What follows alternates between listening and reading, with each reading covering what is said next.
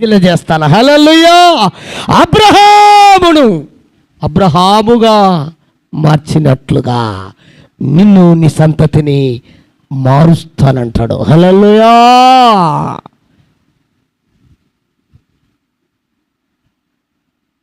కనుక దేవుడి దగ్గరికి వచ్చి మనం దేవుని భయాన్ని ఏం చేయాలండి? నేర్చుకోవాలి. దేవునికి స్తోత్రం. హల్లెలూయా.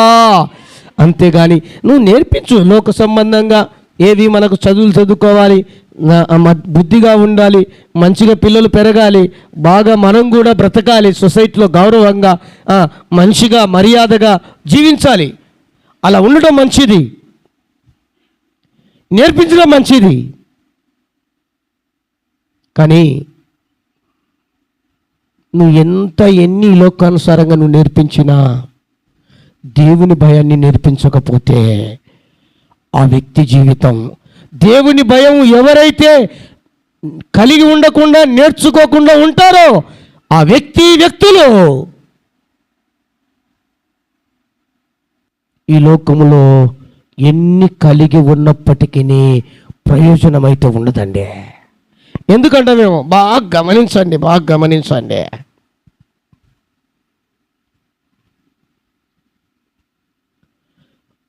ఒక కుటుంబంలో తల్లిదండ్రి చాలా కష్టపడి రెక్కలు ముక్కలు చేసుకొని ఉన్న పనిని కావచ్చు, డ్యూటీని కావచ్చు, అంతకు మించి డ్యూటీలు చేసి బాగా సంపాదించి, బాగా డబ్బు కూడబెట్టి, బాగా ఆస్తిపాస్తులు సంపాదించి,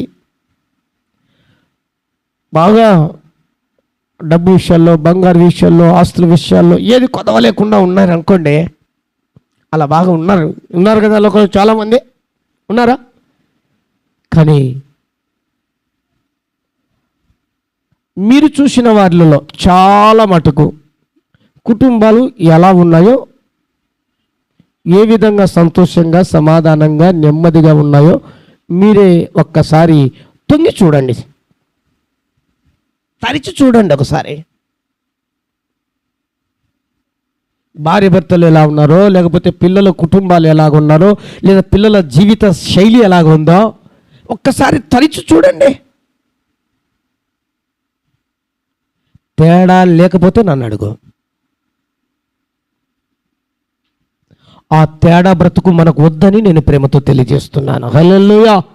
హల్లెలూయా. దేవుని భయం ఈ లోకములో ఏ ఉన్నా ఏమి లేకున్నా, ఏ ఆస్తులున్నా ఆస్తులు లేకున్నా, ఎంత డబ్బున్నా డబ్బు లేకున్నా, లేక ఈ లోకములో ఏమున్నా లేకున్నా దేవుని భయం మనకు కలిగి ఉంటే, నా ప్రియ దేవుని బిడ్డ, మనంత ఐశ్వర్యవంతులు ఈ ప్రపంచంలో ఎవరు ఉండరు. హల్లెలూయా. ఈ లోకంలో ఇప్పుడు సంవత్సరానికి ఒకసారి లిస్ట్ వేస్తుంటారు. ఎక్కడ? రాష్ట్ర వ్యాప్తంగా టాప్ 10 ధనికులు ఎవరు, దేశవ్యాప్తంగా టాప్ 10 ధనికులు ఎవరు, ప్రపంచవ్యాప్తంగా టాప్ 10 ధనికులు ఎవరు అని పేపర్కి ఇస్తుంటారు కదా.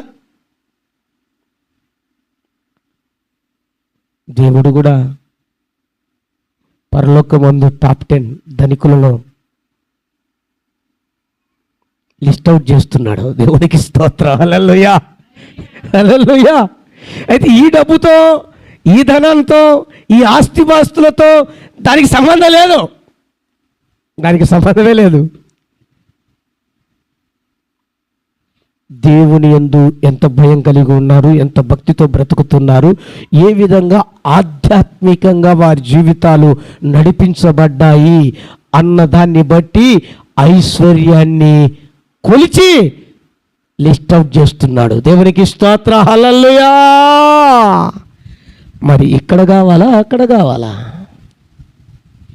పోయా స్వామి, అప్పటి కథ అప్పుడు, ఇప్పుడే చూడు అని అంటావా?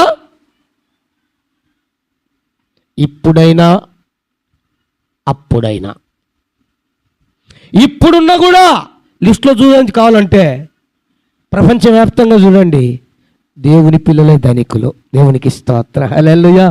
దానికి కూడా చెప్తున్నా, దేవుని పిల్లలే ధనికులు. మీ లిస్టు చూసుకోండి కావాలంటే ప్రపంచవ్యాప్తంగా. ఐశ్వర్యవంతులు ఎవరంటే, మిలీనియర్స్ ఎవరు అంటే, ఇక్కడ అక్కడ ఆయనే, ఆయన పిల్లలే. దేవునికి స్తోత్రం, హల్లెలూయా. కాబట్టి మనం దేవునికి భయపడే వారముగా ఉండాలి. దేవునికి భయపడే వారంగా ఉండాలంటే దేవుని సన్నిధికి వచ్చి నేర్చుకునే వారంగా ఉండాలి, నేర్పే వారంగా ఉండాలి. అలా ఉండి దేవుని కొరకు ఏది కూడా వెను తిరగకూడదు.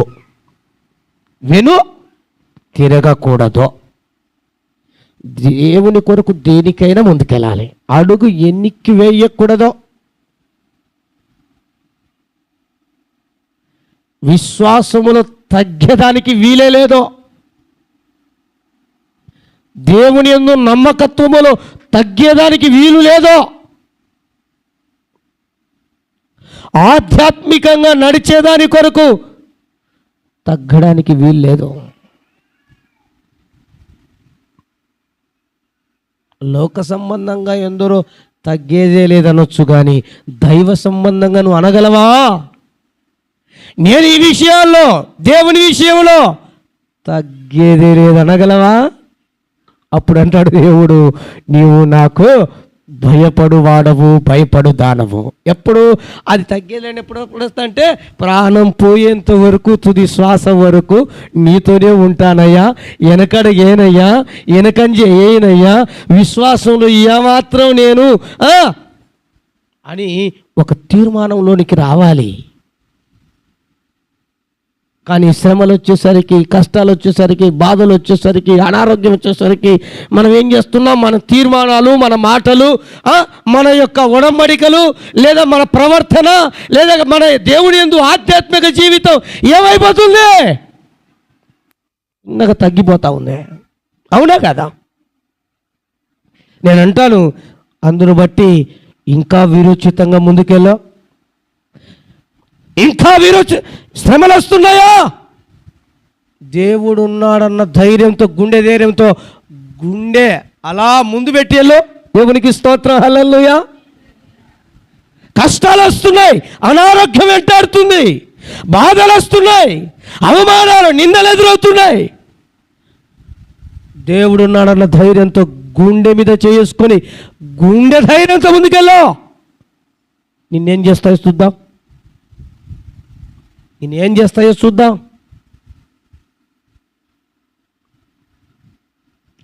నువ్వు వాటికి భయపడినంత కాలం అవి భయపడిస్తూనే ఉంటాయి. అర్థమైందా? ఓ మంచి లాజిక్ చెప్పనా? దేవునికి నువ్వు భయపడితే అవి నీకు భయపడతాయి. నువ్వు దేవునికి భయపడకుండా వాటికి భయపడితే అవి నిన్ను భయపెడతాయి. దేవునికి భయపడి నువ్వు, అవి నీకు భయపడి పారిపోవాలి. అలా ఉండాలి ఆధ్యాత్మిక జీవితం. శ్రమలు రాకుండా పో మనిషి అన్నాక, కష్టాలు రాకుండా పో మనిషి అన్నాక, అనారోగ్యం రాకుండా పోదు. ఈ బట్టి శరీరంతో ఉన్నంతకాలం ఏదో వస్తుంది పోతుంది, అదేం రాకుండా ఏం పోదు.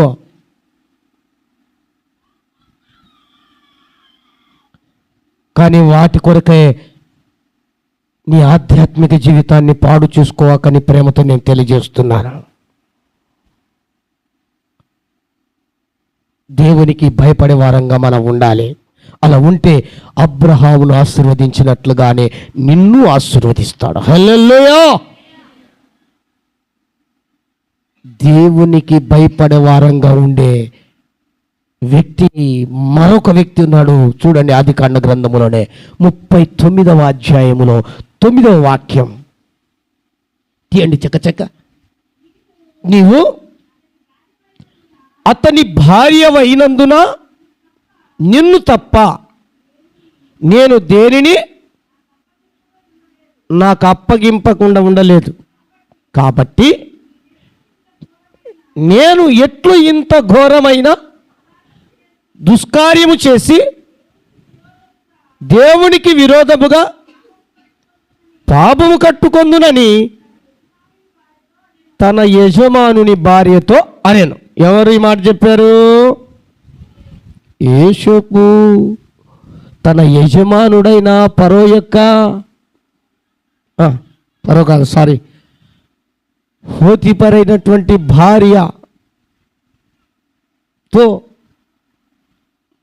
చెబుతున్నాడు. పోతీఫరు యోసేపు ఉండుట ద్వారా ఇంట్లో ఆ ఇంటిని వారికి కలిగినవన్నీ ఆశీర్వదించబడుతున్నాయని తెలుసుకున్నాడు, గ్రహించాడు. తద్వారా అంతటి మీద అధికారం ఇచ్చాడు యోసేపుకు. ఇక మొత్తం నువ్వే చూసుకో అని చెప్పాడు. చూస్తూ ఉన్నాడు, ఆలన పాలన అంతా. కానీ చిన్న శోధన ఎదురైంది. పోతీఫర్ భార్య రూపములో యోసేపు చాలా సుందరంగా ఉంటాడు, అందంగా ఉంటాడు.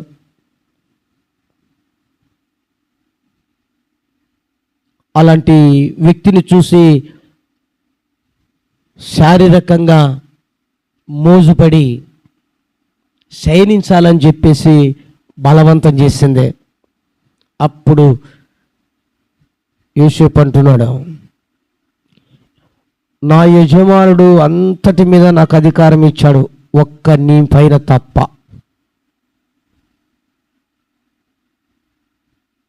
కాబట్టి నేను ఈ దుష్కార్యాన్ని నేను చేయను, ఈ పాపాన్ని నేను ఒడగట్టుకొను. కాబట్టి నీకు నమస్కారం అమ్మ తల్లి అని అక్కడి నుంచి వెళ్ళిపోయాడు. యోసేపు చేసింది మంచిగా చెడా అండి కదా? కానీ వెంటనే ఏమైంది? చెడు వచ్చింది. యోసేపు మంచి చేసినాడు, మంచి కదా అందరికీ అది. కానీ ఆ మహాతల్లికి చెడు. వెంటనే అబద్ధముగా రాజుకు చెప్పి యోసేపు నన్ను బలవంతం చేయబోయాడు, నన్ను ఈ రకంగా ఇబ్బంది పెట్టబోయాడని చెప్పి అబద్ధ మాటలన్నీ చెప్పి చెరసాల్లో వేయించింది. ఆయన కూడా అక్కడ కూడా బాధపడలే, హ్యాపీగా ఉన్నాడు. దేవునికి స్తోత్రం, హల్లెలూయా. ఎందుకో నేను తప్పేం చేయలేదు, తప్పు చేయకుండా ఒకవేళ జైలుకి వచ్చినా అయినా నాకు సంతోషమే. ఇక్కడున్న జైల్లో నాకు దేవుడు తోడున్నాడు, నాకు తోడుగా ఉన్నాడు. ఇక్కడున్నా కూడా నాకేంటి భయం? హ్యాపీగా ఉన్నాడు. నా ప్రియ దేవుని బిడ్డలారా, ఈ రోజున నేను ప్రేమతో తెలియచేస్తున్నాను, దేవుని భయం కలిగిన వ్యక్తి పాపము చేయడు. అందుకని కీర్తన గ్రంథం 4వ వాక్యంలో రాయబడింది, భయము నుండి పాపము చెయ్యకుడే. భయము నుండి పాపం చేయి. ఈ విషయం తెలుసు యోసేపుకు. అందుకు పాపము నుండి పారిపోతున్నాడు. దేవునికి స్తోత్రం, హల్లెలూయా, హల్లెలూయా. మంచి చేశాడు తన యజమానునికి, కానీ యజమానురాలు వెంటనే కీడు తలపెట్టింది యోసేపుకు. అయినా కూర్చొని సరసాలలో నాకు దేవుడు తోడుగా ఉన్నాడని హ్యాపీగా ఉన్నాడా? ఈ రోజున నా ప్రియ దేవుని బిడ్డా, నువ్వు ఏ చోట ఉన్నా, ఏ స్థలములో ఉన్నా, ఏ ప్రదేశంలో ఉన్నా, ఏ దేశంలో ఉన్నా, ఏ పరిస్థితుల మధ్య ఉన్నా, నీ యొద్దకు పాపము సమీపించకుండా ఉండాలి, పాపము నిన్ను చూసి పారిపోవాలి అంటే ఒక్కటే, దేవుని భయం నీలో ఉంటే చాలు. హల్లెలూయా, హల్లెలూయా. దేవుని భయం నీలో ఉంది అనుకో, నువ్వు పాపము చేయజాలవు, పాపము చెయ్యవు. ఒకవేళ పాపమే నీ దగ్గరికి వచ్చి చేయించాలని అది చూస్తే తిరిగి పారిపోతుంది అంతే. ఒక దారి గుండా వచ్చి 7 దారుల గుండా వెళ్ళిపోద్ది.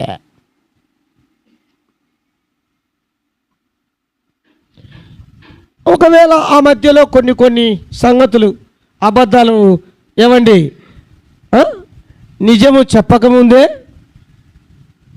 అబద్ధాలు ఏం చేస్తాయంట? ఊరంతా తిరిగి వచ్చింటారు. నిజం గడప దాటకముందే, నిజం అన్నది గడప దాటకముందే ఈ అబద్ధాలన్నీ ఏం చేస్తాయి? మొత్తం ఊరంతా చుట్టేసుకొని వచ్చింటాయి. మన జీవితాల్లో ఇవి జరుగుతుండొచ్చు, నేను కాదనను, ఉంటాయి. దేవుని భయంతో భక్తితో బ్రతుకుతున్నప్పుడు, యథార్థంగా జీవిస్తున్నప్పుడు ఎన్నో నిందలు అవమానాలు ఎదురవుతాయి. అబద్ధంగా మన మీద ఆడిపోసుకుంటారు. ఓర్వలేని వారు ఎందరో, గిట్టని వారు ఎందరో, పైపిచ్చు నువ్వు మంచి చేస్తూ ఉంటే చెడుగా చిత్రీకరించువారు ఎందరో, చేసిన మనిషికి అయ్యో నేను ఇంత మంచి చేస్తే మరలా నాకు మంచి రాక కీడే వచ్చిందని ఒకవేళ నువ్వు అనుకుంటున్న సందర్భాలు కూడా ఉండవచ్చు. నేను కాదనట్లా. అయినా దేవునికి భయపడుతున్నావా? నువ్వు భయపడనక్కర్లేదు, హ్యాపీగానే ఉంటావు. హల్లెలూయా, హల్లెలూయా. ఎందుకంటే అట్టి వారిని దేవుడు ఎంతో కాలం ఉన్న ఆ స్థలములోనే, ఉన్న అవమానాల్లోనే, ఉన్న ఆ నిందల్లోనే, ఉన్న ఆ కష్టాల్లోనే, ఉన్న ఆ అబద్ధపు చెబుతూ ఆ కీడుకు లోన్ చేసిన ఆ ప్రదేశంలోనే దేవుడు అలానే నిన్ను ఉంచడు అనడానికి యేషూబే నిదర్శనం. ఆ చోటుకి వెళ్ళినా నిందలు మోపబడి అబద్ధంగా పలకబడి శిక్ష వచ్చి జైల్లో ఉన్నా జైల్లో దేవుడు తోడుగా ఉన్నాడు. కాబట్టి జైలు అధికారికి యేషూబు మీద మనసు పుట్టించాడు. ఏమనే? మంచి మనసు. ఎందుకని భయపడాల్సిందే? ఎందుకంటే దేవుడికి యేషూబు భయపడుతున్నాడు కదా, మరి యేషూబుకు జైలు అధికారి భయపడకుంటే ఎట్లా? భయపడి దేవుని ఆ కుమారుడు ఎంత మంచివాడు, ఎంత నీతిమంతుడు, యథార్థవంతుడు. ఎందుకో యేషూబును చూస్తానే ఆయన ముఖంలో కూడా ఒకలాంటి చేంజ్. అధిపతికే ఒక మాట చెప్పనా, అధిపతే జైల్లో కూడా ఈయనకే అధికారం ఇచ్చేశాడంట. యేషూబుకో నువ్వే చూసుకో, నేను అధిపతి కొంటా, స్టాంపు కొంటా, నేను రాష్ట్రపతిగా స్టాంపు కొంటా, నువ్వే చూసుకో మొత్తం. నా ప్రియ దేవుని బిడ్డలారా, దేవుని నామమున ప్రేమతో తెలియజేస్తున్నాను, అనుభవపూర్వకంగా నిన్ను ఇబ్బంది పెట్టే ఈ అవమానాలు, నిందలను, లేదా ఎగతాళులు, లేదా ఏ సమస్య అయినా అది కొంతకాలమే పనిచేస్తుంది నీ మీద. తాత్కాలికంగా కొంతకాలం పనిచేస్తుంది. అందులో సహితం కూడా నా దేవుడు నీకు సహాయం చేసి అద్భుతమైన రీతిలో తోడుగా ఉండి విడుదల కలుగ చేస్తాడు. హల్లెలూయా, హల్లెలూయా. సరే, అబద్ధాలకు, నిందలకు, అవమానాలకు, ఈ కాని మాటలకు జైల్లో ఉన్నప్పటికీ సంతోషంగా ఉన్నాడు. వారితో సమయాన్ని గడుపుతున్నాడు. దేవుని భయం కలిగి జీవిస్తున్నాడు. ఒకానొక దినం వచ్చింది, దేవుడు విడిపించాడు. ఆ రాజ్యానికి అధిపతిగా మార్చాడు. హల్లెలూయా. ఎంత గొప్ప ఆశీర్వాదం, ఎంత గొప్ప దీవెన. ఒక్కసారి ఆలోచించండి నా ప్రియ దేవుని బిడలారా. దేవునికి భయపడదాం, దేవునికి భయపడదాం. మనుషులకు భయపడితే ఏమొస్తుందండి అని మనుషులకు భయం లేకుండా తిరగడం అని కాదు నా ఉద్దేశం. దేవునికి భయపడదాం, దేవుని సన్నిధికి భయపడదాం. అప్పుడు దేవుడు ఏం చేస్తాడో తెలుసా? యెషయా గ్రంథం 66వ అధ్యాయం 2వ 3వ వాక్యంలో రాయబడిన మాట ఒకసారి చదవవా? చకచక 66వ అధ్యాయం 3వ వచనం అనుకుంటాక 66 2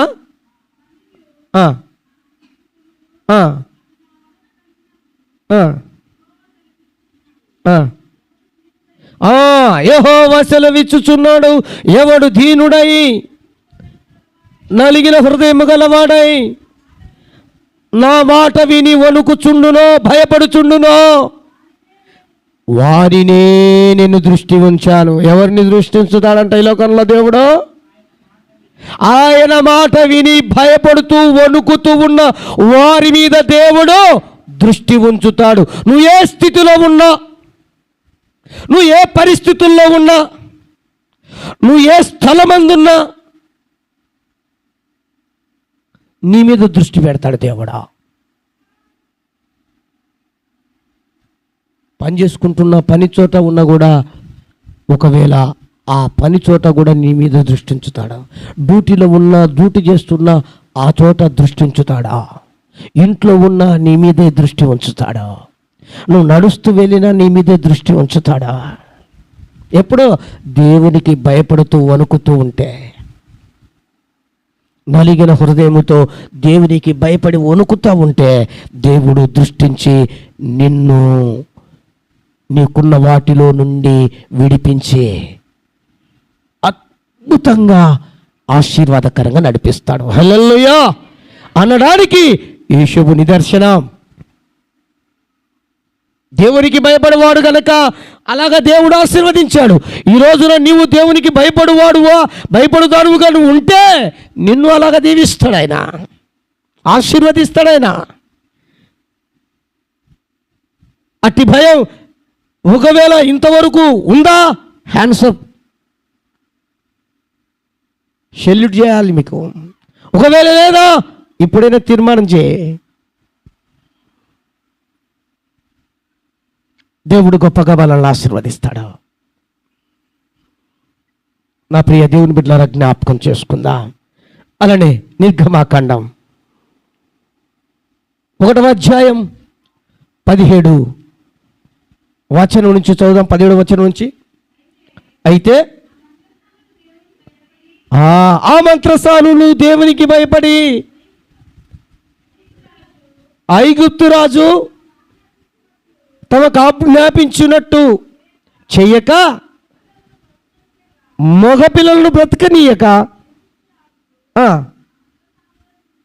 పిలిపించి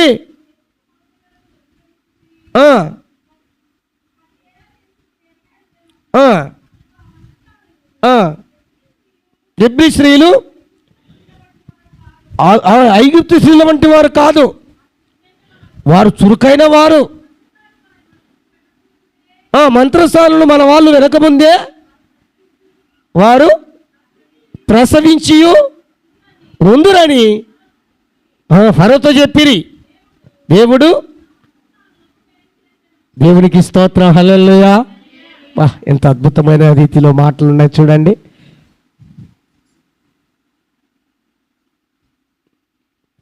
మంత్రసానులు దేవునికి భయపడి. ఈ మంత్రసానులు ఎవరు? ఐగుప్తీయులే, దేవుని పిల్లలు కాదు. దేవుని పిల్లలు అంటే దేవునికి భయపడ్డారు అనుకుంటాం. ఐగుప్తులో ఉన్నటువంటి మంత్రసానులు అంటే కాన్పులు చేస్తుంటారు కదా. ఏంటంటే ఆ ఐగుప్తులో మొత్తానికి ఈ దేవుడు ఎంత శ్రమ పెట్టే కొద్దీ, ఎంత బాధ పెట్టే కొద్దీ, ఎంత ఇబ్బంది పెట్టే కొద్దీ ఏం చేస్తున్నాడంటే ఇశ్రాయేలీయులను, వారి పిల్లలను గొప్పగా ఆశీర్వదిస్తున్నాడు, వృద్ధి చేస్తున్నాడు, దీవిస్తున్నాడు. ఇది తట్టుకోలేకపోయాడు మనోడు ఫరో. తట్టుకోలేక, జీర్ణించుకోలేక మంత్రసాలను పిలిపించి, ఇదిగో మగపిల్లవాడు పుట్టాడంటే చంపేసేయండి, ఆడపిల్లలు పుట్టినారంటే బ్రతికించండి. కానీ ఈ రోజున మగపిల్లలు పుట్టినారంటే బ్రతికించండి, ఆడపిల్లలు పుడుతున్నారంటే పొట్టలోనే, కడుపులోనే చంపేస్తున్నారు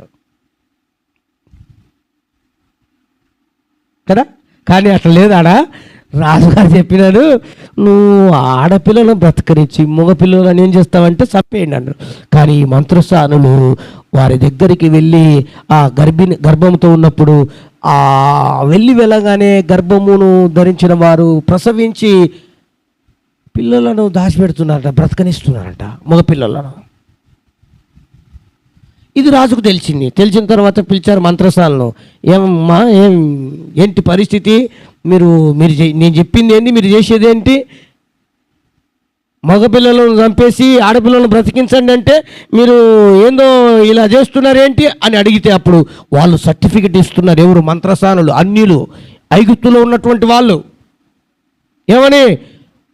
ఈ హెబ్రీసీలు గర్భవతులు మేము వెళ్ళగానే వాళ్ళు ప్రసవించి వెళ్ళగా లోపలనే. ఇది అద్భుతంగా, ఇది ఎక్కడైనా విన్నారండి?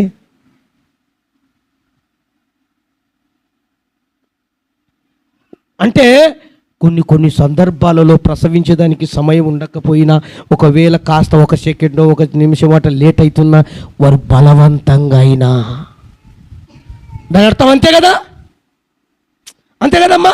వాళ్ళు కొంచెం పెయిన్ తెచ్చుకొని పెయిన్ఫుల్గా ఉండి ఎలాగా బ్రతకనివ్వాలా నా కుమారుణ్ణి అని, ఎలాగా నా కుమారుని దాచిపెట్టాలా వారు వచ్చే లేపల అని బలవంతంగా అయినా, కొంచెం ఫోర్స్ఫుల్గా అయినా, ఒక మాటలో దేవుడు చెప్తున్నాడు, నేను అవి పర్యాయపదాలుగా చెప్పిన కానీ చురుగ్గా హెబ్రీసీలు మన స్త్రీ లాంటి వాళ్ళు కాదు, వాళ్ళు చురుకుతనం కలిగిన వారు పోయే లోపలనే కానీ పక్కన పెట్టేస్తున్నారు అని చెప్తున్నారు.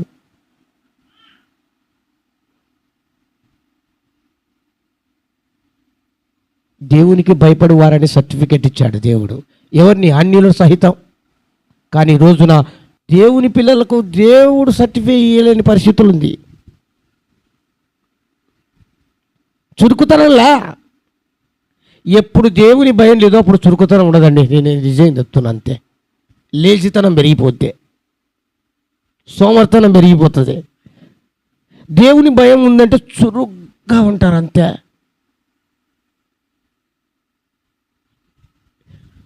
ఎప్పటికెప్పుడో చురుకుతనంతో ఉంటారు.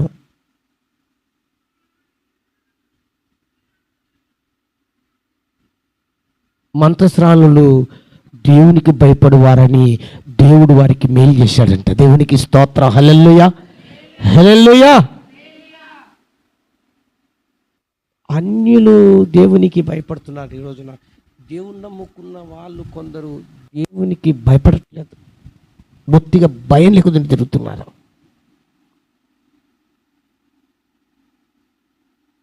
కానీ దేవుడు అంటాడు, నా పిల్లలు హెబ్రీలు అనగా దేవుని పిల్లలు చురుకైన వారు యాక్టివ్గా ఉంటారు.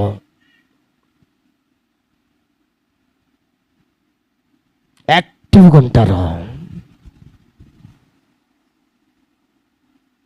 మొద్దుల్లాగా ఉండరు. ఏమండి? చురుకుదానికి ఆపోజిట్ ఏంది?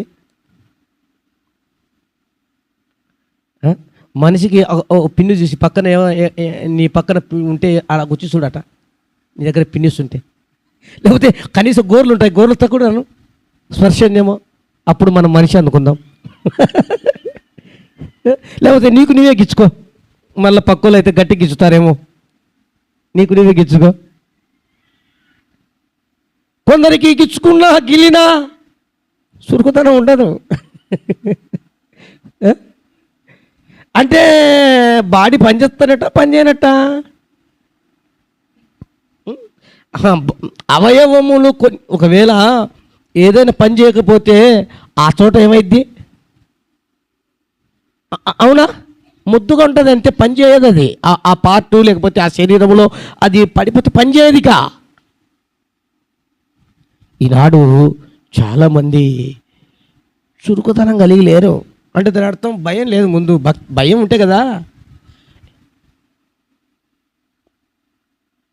దేవుని సన్నిధి అనే భయం లేదు, దేవుని ప్రార్థన అనేది భయం లేదు, దేవుని వాక్యం అంటే భయం లేదు, దేవుని యొక్క వాక్యం అంటే భయం లేదు. మనం దేవుని పిల్లల్లో మన ఇంకిత జ్ఞానం లేదు.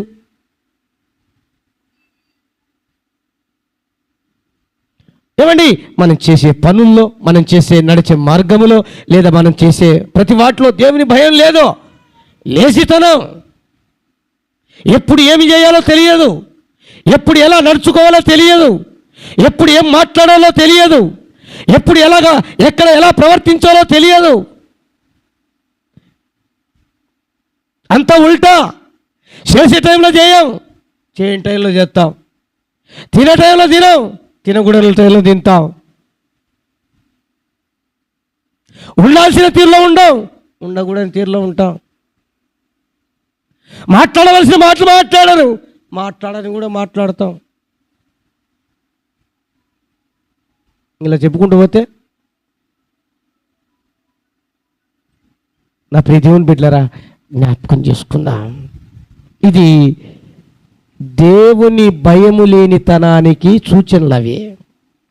దేవుని భయం కలిగిన అంటే చురుగ్గుంటావు, ఇంట్లో చురుగ్గుంటావు, ఒంట్లో చురుగ్గుంటావు, దేవుని సన్నిధిలో చురుగ్గుంటావు. ఎప్పటికప్పుడు ఏం చేసుకోవాలి? కసునుకి కసు నూకో, ఊడ్చుకో, బూజుడ్చేటంలో బూజుడ్చుకో, బోకులు తమ్ములో బోకులు తమ్ముకో, గుడ్డలు ఉతికేటంలో గుడ్డలు ఉతుక్కో. ఆహారం తయారు చేసి టైంలో ఆహారం తయారు చేయి.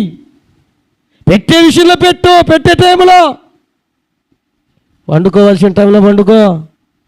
దేవుని సన్నిధి ప్రార్థించే టైంలో ప్రార్థన చేయి. దేవుని సన్నిధికి రావాల్సిన సమయంలో దేవుని సన్నిధికి రా. దేవుని సన్నిధిలో వినాల్సిన వాక్యం విను. ఇది దేవునికి భయపడే వారి విషయాల్లో సూచనలు. దేవునికి స్తోత్రం, హల్లెలూయా. అలా కాకుండా ఒకవేళ మన జీవితాలు అటు ఇటు ఉన్నాయా, ఇంకా ఎక్కడో దేవుని భయంలో తప్పటడుగులు ఎత్తానో కొంచెం జాగ్రత్త. దేవునికి స్తోత్రం, హల్లెలూయా, హల్లెలూయా. కనుక చురుగ్గా ఉండాలి. దేవుని భయం కలిగిన వారు చురుకైన వారు. అట్టి వారికి దేవుడు ఏం చేస్తాడంటే అండి, మేలు చేశాడని రాయబడింది. మేలు మేలు. మరి అన్యులైనా చురుగ్గా ఉన్నారు. సారీ, క్షమించండి. ఆ మంత్రస్థానులు దేవునికి భయపడ్డారు కనుక దేవుని పిల్లలు కానప్పటికీ దేవుడు ఆశీర్వదించు మేలు చేశాడు. కొందరు అంటూ ఉంటారు కదా అండి,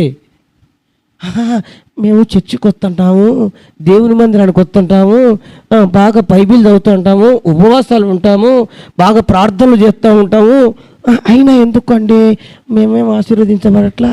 ఆ పక్కన వారేమో దేవుని సన్నిధికి రారు, దేవుని బైబిల్ చదవరు, దేవుని వాక్యాన్ని చదవరు, దేవుని మందిరానికి రారు, వాళ్ళేమో బాగా ఆశీర్వదించబడుతున్నారండి. వాళ్ళు దేవుని నమ్ముకోరండి. నమ్ముకోకపోయినా దేవుని భయం ఉంది కాబట్టి మేలు చేస్తున్నాడు. అది కరెక్ట్ పాయింట్. మంత్రస్థానంలో దేవుని నమ్ముకోలే, అన్నిలలో పైపించు రాజు చెప్పే మాట వినాలని పంపించిన వాళ్ళు, కానీ దేవునికి భయపడి ఆ మగవారిని బ్రతికిస్తున్నారు.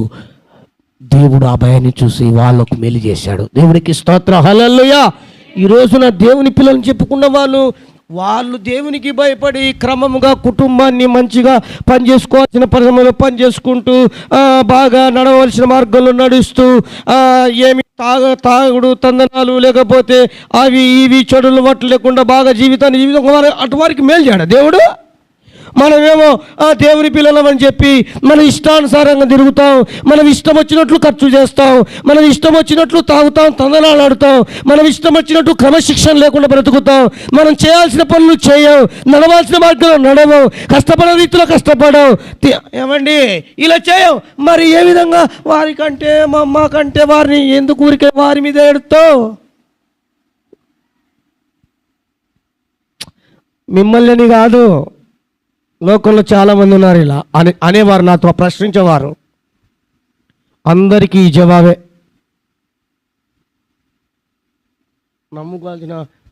నమ్ముకోలేదని మనం బాధపడుతున్నాం కదా. వారు అంతరంగంగా నమ్ముకొనే దేవుని భయం కలిగి ఉన్నారంక వాళ్ళు మేలు పొందుతున్నారు. కానీ మనం భయము భక్తి లేకుండా తిరుగుతూ చురుకుతనం లేకుండా మనం పనులు మనం ఏ విధంగా చేసుకోవాలో తెలియక, తెలిసినా కూడా సోమరితనంగా ఉంటూ ఇష్టానుసారంగా బ్రతుకుతున్నాం. కాబట్టి పొందాల్సిన మేలు పొందలేకున్నాం అన్న సంగతి నేను నా బాధ వ్యక్తం చేస్తున్నాను. లేకుంటే దేవుడు ఎందుకు ఆశీర్వదించాడు?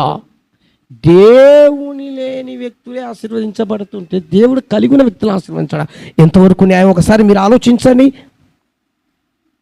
మరి నిశ్చయముగా ఆశీర్వదిస్తాడు లేదా? అలా కాకుండా ఉల్టా అవుతుందంటే ఏమని అర్థం? వారు దేవుని సన్నిధికి రాకపోయినను దేవుని నమ్ముకో, దేవుని భయం కలిగి ఉన్నారక మేలు చేస్తున్నాడా? కానీ నువ్వు దేవుని సన్నిధికి వచ్చి దేవునితో ఉండి ఆ భయము భక్తి లేకుండా ఇష్టానుసారంగా జీవిస్తున్నావు కనుక మేలు పొందలేకున్నాడా? అంతే తేడా. కనుక జ్ఞాపకం చేస్తున్నాను,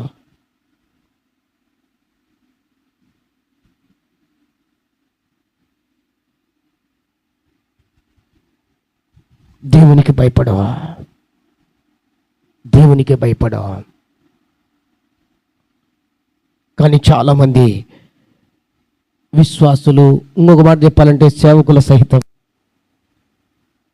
ఈ లోకరీత్యా శారీరకంగా ఎదురవుతున్న కొన్ని అవి అనారోగ్యం అంటామా, ఆర్థిక ఇబ్బందులు అంటామా, సమస్యలు అంటామా, లేదా అవమానాలు నిందలు అంటామా, వగేరా వగేరా వగేరా వగేరా, అవి ఏవైనా సవాలక్షలు ఉండొచ్చు, నేను కాదన్ను. వాటిని బట్టి వాటికే భయపడి, ఈ లోకానికి భయపడి, లోకములో ఉన్న వాటికి భయపడి, శరీరానికి భయపడి ఆత్మీయ జీవితంలో రాజీ పడుతున్న వారు ఎందరో. భయము భక్తి లేకుండా తిరుగుతున్న వారు ఎందరో.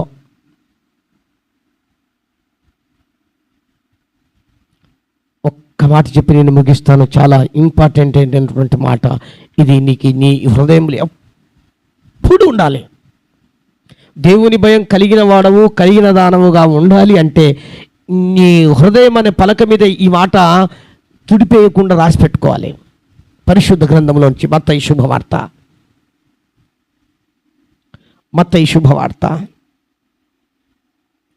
10వ అధ్యాయము 28వ వచనం.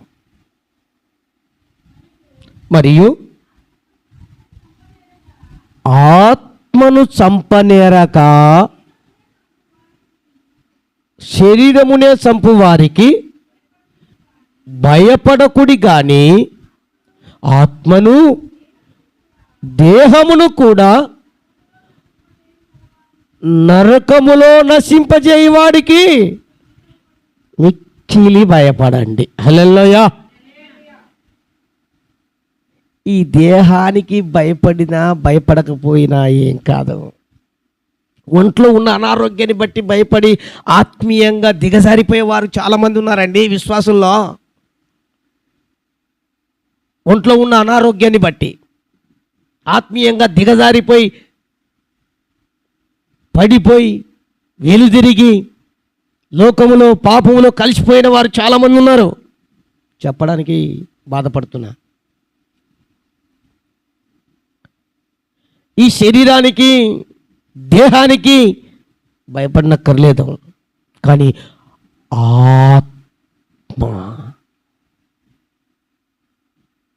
ఆత్మను చంపి ఆ ఆత్మను దేహాన్ని నరకములో పడబోయేవానికి భయపడుడి అంటున్నాడు.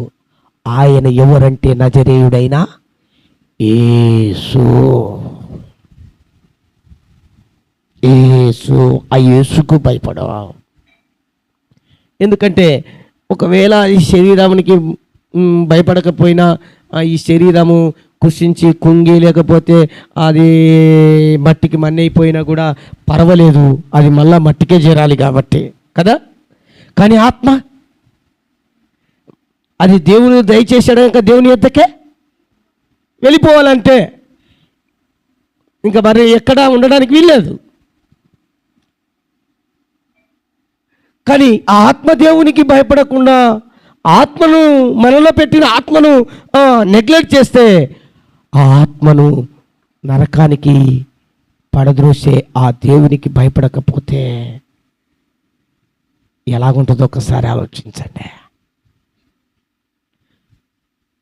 దేహాన్ని చంపే వారికి భయపడకపోయినా పర్వాలే, ఆత్మను చంపే లేదా ఆత్మను నరకములు పడవేసే ఆయనకు భయపడండి. ఈ ఈ ఈ ఈ ఆత్మను నరకంలోనికి తోసివేసేవారు ఒక్కడే, ఆయనే నజరేయుడైనా. మిగతా వాళ్ళకి ఎవరికి హక్కు లేదు.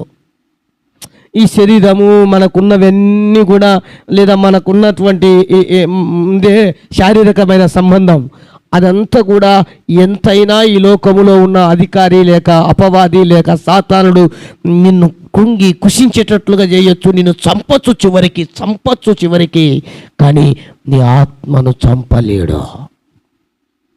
మన ఆత్మను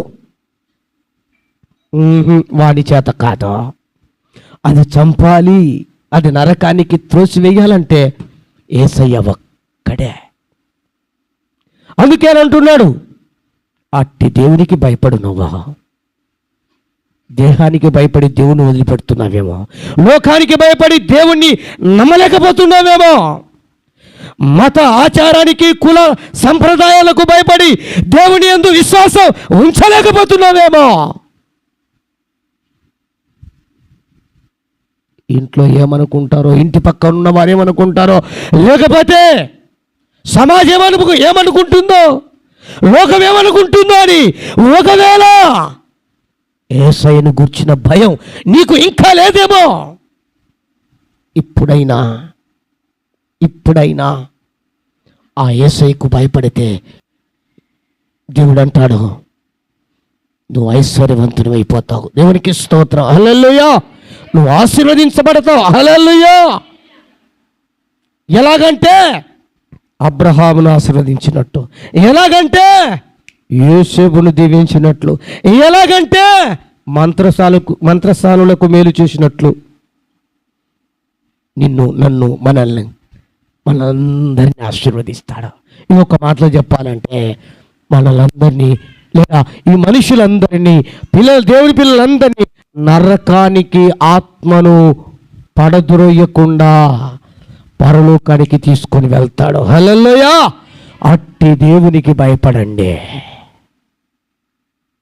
అట్టి దేవునికి భయపడండి. భయము భక్తి లేకుండా తిరుగుతున్నావా? ఆచార సంప్రదాయ పద్ధతుల్లో ఉన్నావా? దేవుని సన్నిధికి వచ్చి నేర్చుకుంటున్నావా లేదా? నేర్చుకున్న దానిని, విన్న దానిని నువ్వు ఆచరిస్తున్నావా లేదా? ఆచరిస్తూ నీవు నీ భర్తకు, నీవు నీ భార్యకు, నీవు నీ పిల్లలకు అవి చెబుతున్నావా, నేర్పిస్తున్నావా లేదా?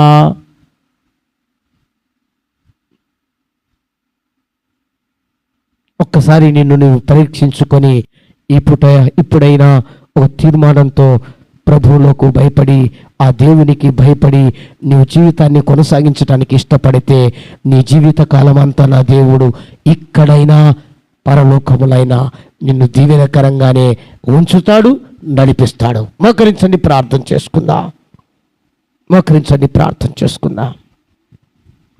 చేతులు జోడించి కళ్ళు మూసుకుందాం. విన్న మాటలు